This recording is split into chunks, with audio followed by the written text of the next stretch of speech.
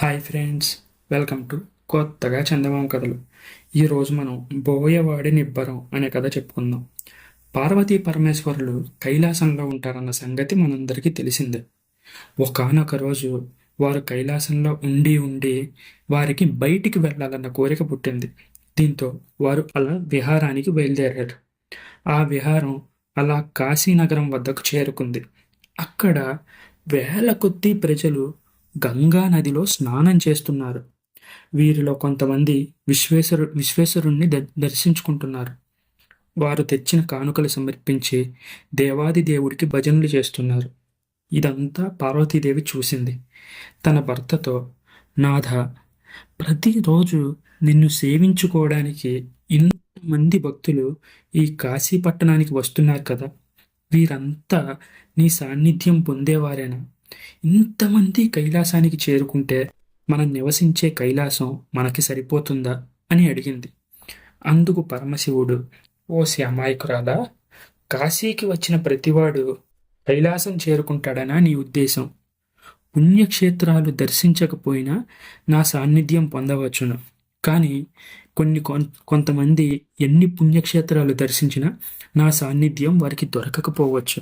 అసలు నా సన్నిధికి రాగలవాడు ఎలా ఉండాలో, వాడు ఎటువంటి వాడై ఉండాలో నేనిప్పుడు నీకు ప్రత్యక్షంగా చూపిస్తాను అన్నాడు. పార్వతీదేవి కూడా ఎంతో ఉత్సుకతతో సరే అంది. పార్వతీ పరమేశ్వరులు వృద్ధ దంపతుల రూపంలో విశ్వేశ్వరుడి ఆలయం దగ్గరికి చేరుకున్నారు. కాశీలో ఉన్న విశ్వేశ్వరుని ఆలయం దగ్గరికి. అక్కడ ఉన్న ఒక మర్రి చెట్టు కింద కూర్చున్నారు.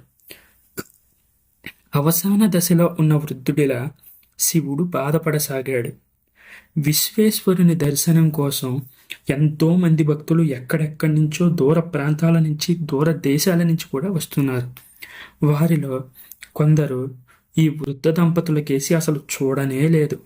మరికొంతమంది వీరిని చూసినప్పటికీ చేదరించుకుని వెళ్ళిపోయారు. ఇంతలో ఆ ప్రదేశానికి ఒక యాత్రికుడు వచ్చాడు.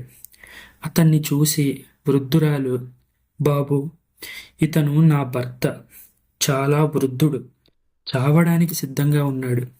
కాసిని నీళ్లు ఈయన గొంతులో పోసి దయచేసి మీరు పుణ్యం కట్టుకోండి అని ప్రార్థించింది.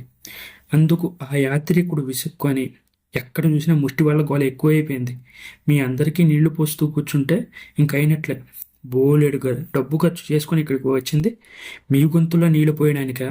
ఆ దేవాది దేవుణ్ణి దర్శించుకొని ఆయన పుణ్యం పొంది ఆయన సాన్నిధ్యానికి చేరుకోవడానికి, అంతేకాని మీకు నీళ్లు పోయడానికి, డబ్బులు ఇవ్వడానికి మేము ఇక్కడికి రాలేదు అని చేదరించుకుని వెళ్ళిపోయాడు.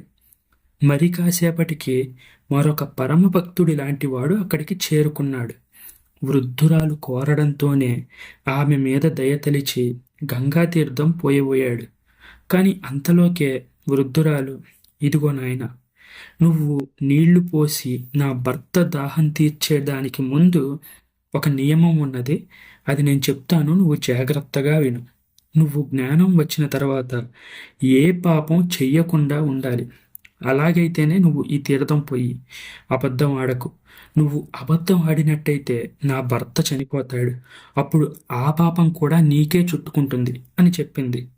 ఈ మాటలు విని ఓటకి గతి లేని వీళ్ళకి నియమం ఒకటే, అయినా ఒకవేళ ఈ ముసలోడు చేస్తే ఆ పాపం నిష్కారణంగా నన్ను చుట్టుకుంటుందే, తీరి కూర్చుని వీళ్ళకి ఉపకారం చేయబోయి నేను అపకారం కొని తెచ్చుకోవడం ఎందుకు? దీనికంటే మనం వచ్చిన పని చూసుకుని వెళ్ళిపోతే మంచిది అని విసుక్కుంటూ ఆ భక్తవేషధారి తన దారిన తాను తిరిగి వెళ్ళిపోయాడు. తర్వాత కొన్ని గంటల వరకు ఏ తీర్థయాత్రికుడు ఆ వృద్ధులకు సాయం చేయడానికి ముందుకు రానే లేదు. తరువాత ఒక బోయవాడు విశ్వేశ్వరుడి దర్శనం చేసుకున్నాక ఆ దారిలో వచ్చాడు. వృద్ధురాలి తిరణాలాపన విని ఆ వృద్ధుడి గొంతులో గంగాజలం పోయబోయాడు. కానీ ఆ వృద్ధురాలు పెట్టిన వింత షరతు విని వాడు కూడా మొదట ఎంతగానో ఆశ్చర్యపోయాడు. కానీ వాడికి ఎందుకో ఒక సందేహం కలిగింది. మరొక్కసారి ఆ వృద్ధుల ముఖాలలోకి పరికించి చూశాడు. వెంటనే వాడికి ఏదో ఒక దివ్యమైన తేజస్సు కొట్టొచ్చినట్టు కనబడుతున్నట్టు తోచింది. బోయవాడు ఇలా అనుకున్నాడు, పుట్టినప్పటి నుంచి ప్రతి ఒక్క మనిషి ఈ ఏదో ఒక పాపం చేస్తూనే ఉంటాడు. అది వాడికి తెలిసి చేసిన పాపం కావచ్చు, తెలియక చేయని పాపం కావచ్చు. మనిషి పాపం చేయడం మాత్రం ఖచ్చితమే. ఈ భూ ప్రపంచంలోనే అసలు ఏ పాపం చేయని మనిషి అంటూ ఎవ్వడూ లేడు. నేను బోయలలో పుట్టాను. నా వృత్తి జీవహింస. భగవంతుడు నాకు కల్పించిన వృత్తే అది. ఈశ్వరుడు కల్పించిన వృత్తికి నేను బాధ్యుణ్ణి కాదు కదా. అయితే ఈ వృద్ధులు సామాన్యులుగా కనిపించడం లేదు. సామాన్యులైతే ఇంత దివ్యమైన ముఖ తేజస్సు ఉండదు. వీరు ఖచ్చితంగా ఎవరో గొప్ప మహనీయులై ఉండాలి. నన్ను పరీక్షించడానికే వీరు వచ్చినట్టున్నారు. అసలు ఈ కథ ఏంటో ముందు తెలుసుకోవాలి. ఇకపోతే ఇప్పటి వరకు నేను చేసిన పాపాలు 99 వరకు ఉన్నాయి. ఈ దంపతులు సామాన్య మానవులే అయితే నేను పోసే తీర్థం వల్ల ఈ వృద్ధుడు చనిపోతాడు. నేను చేసిన 99 పాపాలని కలుపుకుంటే ఇది 100వది అవుతుంది. అలా కాక వీరు ఎవరో మహనీయులే అయి ఉంటే మాత్రం నా పాపాలన్నీ హరించిపోయి నేను తరిస్తాను, ఆ భగవంతుడి సాన్నిధ్యానికి చేరుకుంటాను అని తన మనసులో అనుకున్నాడు. ఇలా దృఢంగా నిశ్చయించుకున్న తర్వాత వాడు వృద్ధుడి నోరు తెరిచి తన దగ్గర ఉన్న గంగా తీర్థాన్ని అతని నోట్లో పోశాడు. ఆ క్షణమందే అక్కడ ఉన్న వృద్ధ దంపతులు మాయమైపోయారు. వారి స్థానంలో పార్వతీ పరమేశ్వరులు అక్కడ సాక్షాత్కరించారు. అప్పుడు పరమేశ్వరుడు పార్వతితో, చూశావా ఈ బోయవాడి గుండె నిబ్బరం? వీడు నన్నే నమ్ముకొని ఉన్నాడు. పవిత్రమైన హృదయం కలిగి ఉండడం వల్ల తన పాపాలన్నీ మన దర్శనం వల్ల పోగొట్టుకున్నాడు. ఇటువంటి వాళ్లే కైలాసంలో ఉండడానికి అర్హులు, నిజమైన భక్తులు. ఇలాంటి వారికే మనం నివసించే కైలాసంలో మనతో పాటు ఉండడానికి అనుమతిస్తాను, వారిని అక్కడికి ఆహ్వానిస్తాను. కానీ ఉత్తుత్తి పూజలు చేసేవారంతా అసలు నా భక్తులే కాదు. వాళ్ళు నా సాన్నిధ్యాన్ని అసలు పొందలేరు. కాబట్టి మన కైలాసం నిండిపోతుంది అనే భయాన్ని నువ్వు ఎంత మాత్రం పెట్టుకోవద్దు అని శివుడు పార్వతితో చెప్పాడు. ఆ తరువాత బోయవాన్ని దీవించి శివుడు పార్వతీ సమేతంగా అక్కడి నుంచి అంతర్ధానమై వెళ్ళిపోయాడు. ఆ క్షణంలోనే బోయవాడి కోసం కూడా ఒక పుష్పక విమానం వచ్చింది. కానీ అప్పుడు ఆ పుష్పక విమానంతో అతను ఇలా అన్నాడు, నేను మాత్రమే కాదు, నాతో పాటు నా భార్య, నా పిల్లలు కూడా ఉన్నారు.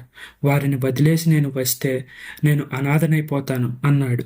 అప్పుడు ఆ పుష్పక విమానం, ఇది కేవలం నీ ఒక్కడి కోసం మాత్రమే, వారికి కైలాసంలో ప్రవేశం లేదు అన్నది. అప్పుడు పోయేవాడు, వారు లేకపోతే నేను రాను అన్నాడు. అప్పుడు ఆ పుష్పక విమానం తిరిగి కైలాసానికి పోయి పరమశివుడికి జరిగిందంతా వివరించింది. అందుకు పరమేశ్వరుడు చిరునవ్వు నవ్వి ఆ బోయవాడు చెప్పినట్లు అతనితో పాటు అతని కుటుంబాన్ని కూడా కైలాసంలోకి అనుమతించమని చెప్పాడు. దీంతో ఆ బోయవాడు తన కుటుంబంతో సహా పుష్పక విమానంలో కైలాసానికి చేరుకొని పరమశివుడి సన్నిధిలో గడుపుతున్నాడు. ఈ కథ మీకు నచ్చినట్లయితే దీన్ని లైక్ చేయండి, మీ ఫ్రెండ్స్ అందరికీ షేర్ చేయండి. అలాగే మన ఛానల్ని సబ్స్క్రైబ్ చేసుకోవడం మాత్రం అస్సలు మర్చిపోకండి. Thank you friends.